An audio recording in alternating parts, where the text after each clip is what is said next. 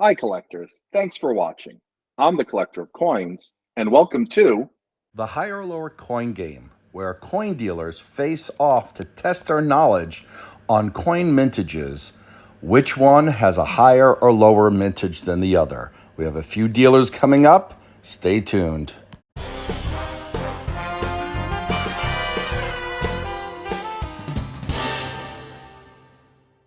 And after 5 rounds, Bob is on the board with 1 point, Dave has 3, and Scott has 1. Let's see how they do in this episode. And in the meantime, if you're not yet a subscriber, consider subscribing to my channel, and please turn on posting notifications.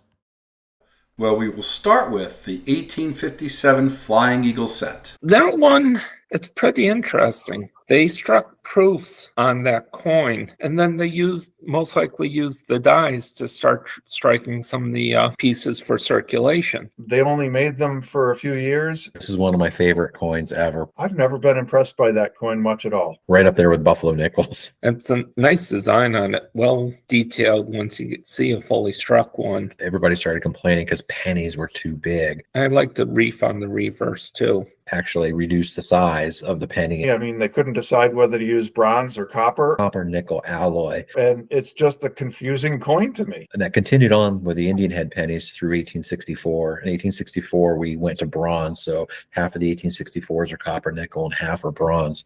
So when you get a Flying Eagle, you'll notice that it's a lot thicker, or even like the early Indian head pennies, they're a lot thicker than the bronze ones are. Yeah, I wish they produced it longer. Oh, definitely. They flew away too soon. Does the 1857 Flying Eagle set have a higher or lower mintage than the 1917 Walking Liberty half dollar? I think it's close. One might think at first that the penny would have a much higher mintage. This was the first year that they did small cents. I think it's lower. I believe they minted more. Maybe a little bit lower. All right, let's take a look. Okay. Higher.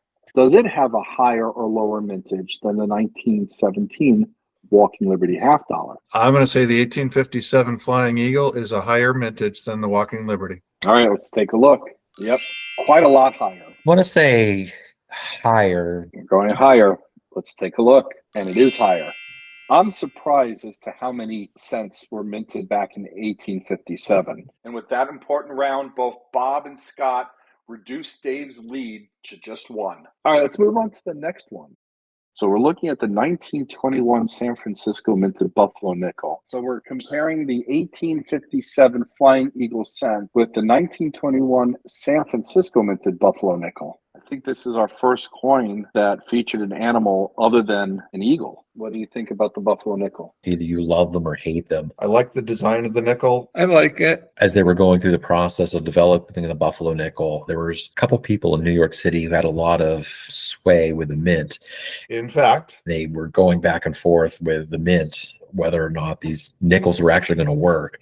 Buffalo Bob is one of my mentors on the Buffalo nickel. So they had to retool the Buffalo nickel a couple times to satisfy these big merchants in New York City. And they kept demanding, they didn't like it, they wanted a different design. And finally the mint said no. So we're gonna stay with this design. I like it better when they get modified. They become hobo nickels. What's a hobo nickel?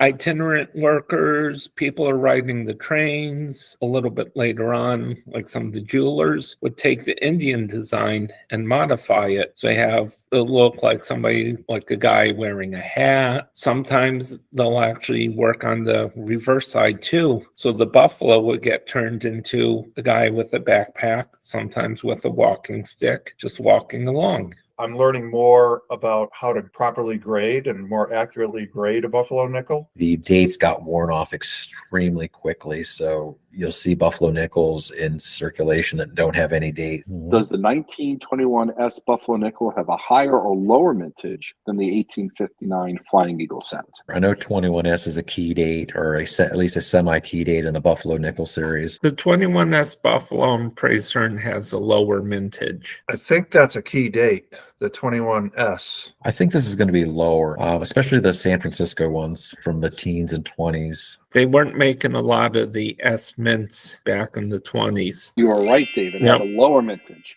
So, Bob, does the 1921 S Buffalo nickel, does it have a higher or lower mintage than the 1857 Flying Eagle cent? Lower. And you're right, a lot lower. With the mintage as high as it was on the Eagle cent, I'm going to say the Buffalo nickel's going to be dramatically lower than the Flying Eagle. All right, let's take a look. And you're correct. It is dramatically lower. Great round for all our dealers. Scores are heating up. Let's keep going. Now we're moving on to the next nickel in the series. Talk about the Jefferson nickel. Do I have to?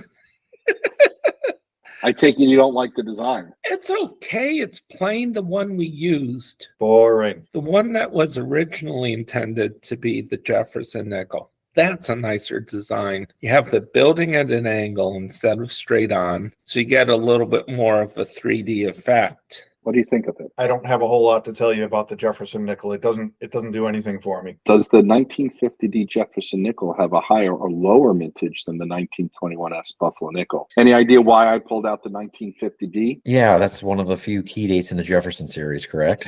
Nickels are not my thing. I'm going to go that the 50D is higher mintage than the 21S. All right, let's take a look.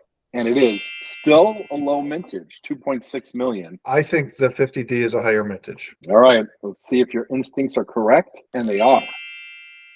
I think I had just over 1 million. It was a little bit lower. Oh, it has a higher mintage. Okay. And some may say Dave's disdain for the Jefferson nickel's what tripped him up here. It's all tied up in anyone's game with 2 coins to go. So we're moving on to the National Parks design American Samoa quarter. Have you collected any of the National Parks quarters? The national parks, not the states. Yeah, generally, I think the National Parks designs were better than the state quarter designs. It's a nice series. Makes some nice 5-ounce silver pieces. It's not something I collect. The reason why the 5 ounces are better, it's bigger. You get to see the design better. I personally like them. I think it's a good way to showcase the different highlights of America. I like it now that they've gone with what he was supposed to look like on the quarters nowadays. Good way to like kickstart coin collecting with stuff that you can find out of circulation. I wish he looked like that originally. Does the 2020 West Point, Washington, American Samoa National Parks quarter have a higher or lower mintage than the 1950 Denver minted Jefferson nickel? Because it was from West Point, I don't know a lot about the W's. my answer is going to be that it was a lower mintage. And you're correct. It's lower because they're making the West Point quarters to encourage coin collecting, but they did a limited number. So I think it was a little bit less. And it is, yes, I'm going to go with higher. lower. I don't like bats. I don't like this one. Well, Dave and Scott jump ahead of Bob, given Bob's dislike for bats. Let's move on to the last coin in this episode.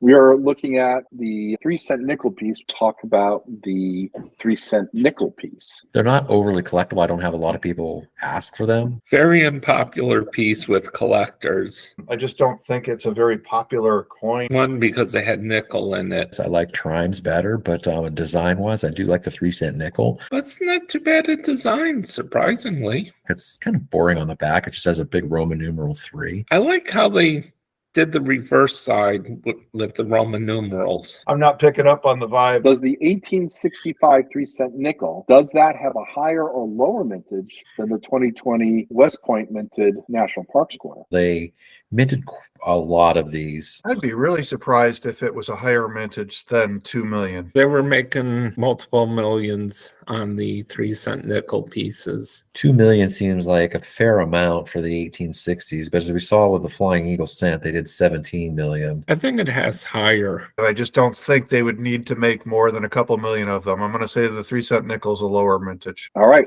let's take a look. Wow, a lot higher. A lot higher, yeah. I think they're trying to have people do the nickels more than the silver pieces. All right, so you said a higher mintage. Yep. So let's take a look. And it does. Yep. A whopping 11.3 million mintage. Given that this was a fairly new design, it feels like this should be higher than 2 million. And yes, it is higher. And Dave edges the other 2 dealers by scoring 1 additional point for a grand total of 13 correct answers. Congratulations to Bob, Dave, and Scott, who have done terrifically. And keep an eye out. There are more episodes coming up. We'll see if Dave can retain his lead. Thanks for watching. happy collecting, and if you're not yet a subscriber, consider subscribing to my channel, and please turn on posting notifications.